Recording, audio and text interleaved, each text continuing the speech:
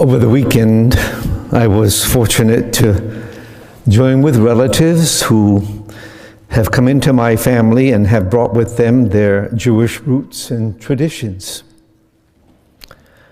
This past Sunday, Jews across the world celebrated Hanukkah, an 8-day festival of lights to recognize an ancient miracle when 1 day's worth of oil burned for 8 nights in a sacred temple in Jerusalem.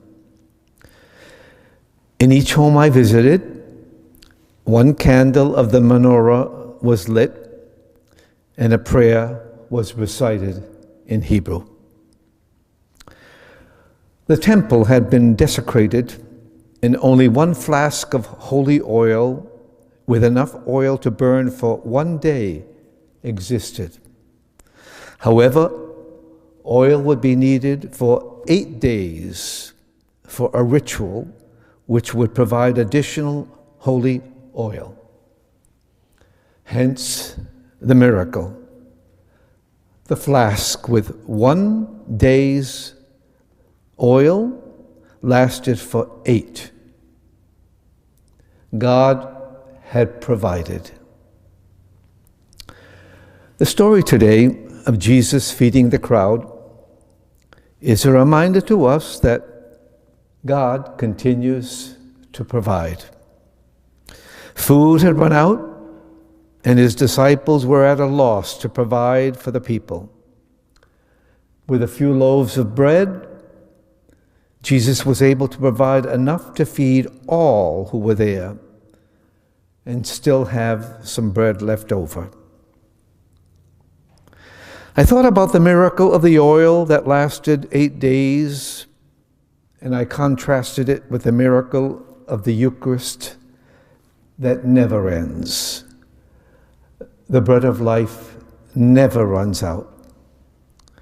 And both of these stories remind us that God provides. How has he been providing for us? One way is here, at this Mass today, and at this table. Food will be provided for all of us, and fragments will be left over to be shared with others who are unable to be with us. The Christ who fed the crowd that day at the Sea of Galilee is here today feeding us. Some of us hearing may experience the same doubts that the disciples experienced, who were unable to comprehend how Jesus would be able to feed all those people. Eventually, they would learn that the King we are awaiting cares for all, neglects no one, and provides for everyone.